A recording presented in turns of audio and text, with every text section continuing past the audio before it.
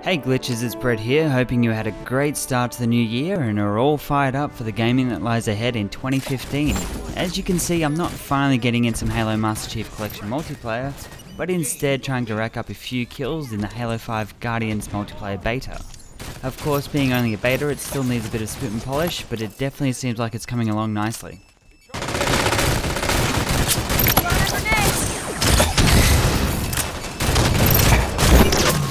Personally, I haven't played too much Halo multiplayer since Halo Reach, and I was looking forward to getting back into it with the Master Chief Collection, which supposedly has had a lot of its problems worked out.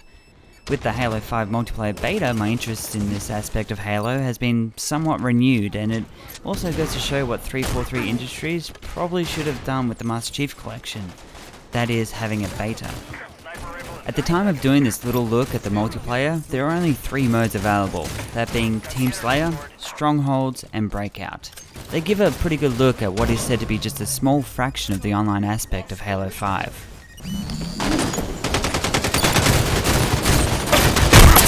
Great shot! If you've ever played a Halo multiplayer before, then you would be no stranger to Slayer, which is just Halo's version of Deathmatch.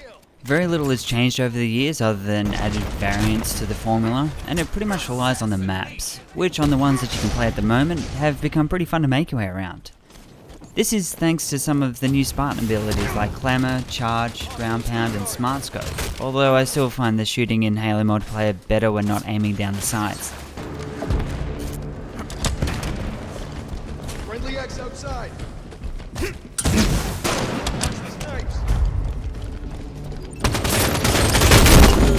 Ground Pound looks like a fun addition, but can only be used from certain heights, so if you misjudge, then you could just end up hovering in the air, looking awkward, until you pull out your gun and start shooting instead. The first team to 50 wins, or whichever team gets the most kills in the allocated time. Overall, it's a classic game type and is pretty hard to stuff up.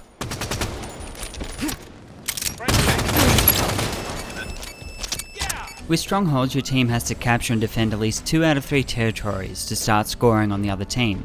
First team to 100 wins, or of course whichever team gets the most points.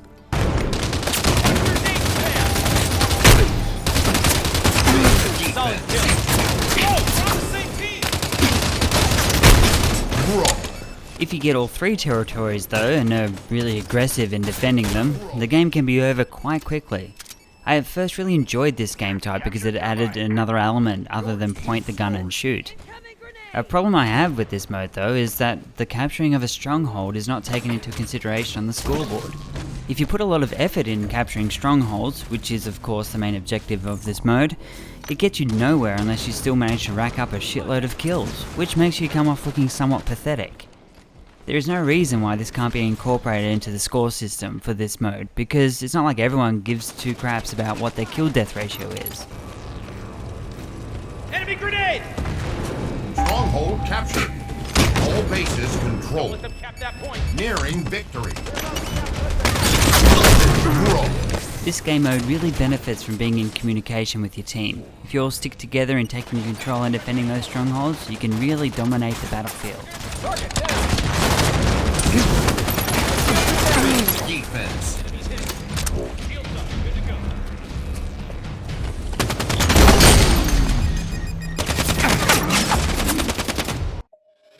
Finally, there is Breakout, which didn't take long to become my favourite of the game modes available in the beta.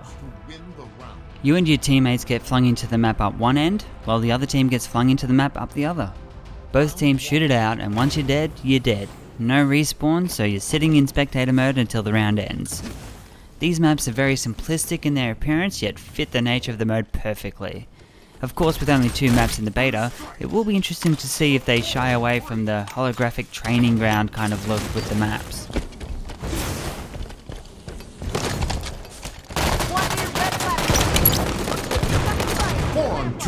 Breakout is fast-paced and has a huge ass emphasis on teamwork, and being a round-based game type with the potential of lasting up to 9 short rounds, you can find yourself in some pretty adrenaline-pumping moments.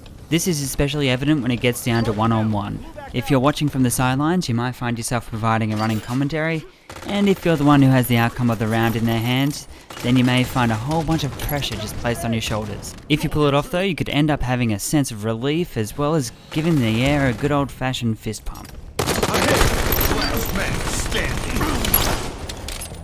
Head to head. This is definitely the mode I see myself coming back to more often than not, and is definitely one of the modes where things can change pretty quickly when it comes to the team who could potentially win the match.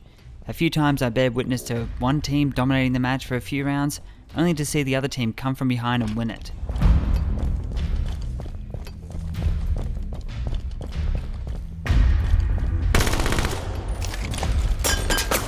One minute left. This beta gives me high hopes that 343 Industries is on the right track with the Halo 5 Guardians multiplayer, and I'm looking forward to seeing what they have in store when the game is released later this year. I just hope it doesn't go through the same problems as the Halo Master Chief Collection. If you've had a chance to play the Halo 5 beta, then let me know what you think of it in the comments below. And if you like this video, be sure to give it a thumbs up, as well as check out Glitch News for more entertainment, news and reviews. Have a good one, peeps. Cheers. Quick and clean, let's go. Throwing grenade. Red pyramid. Enemy contact.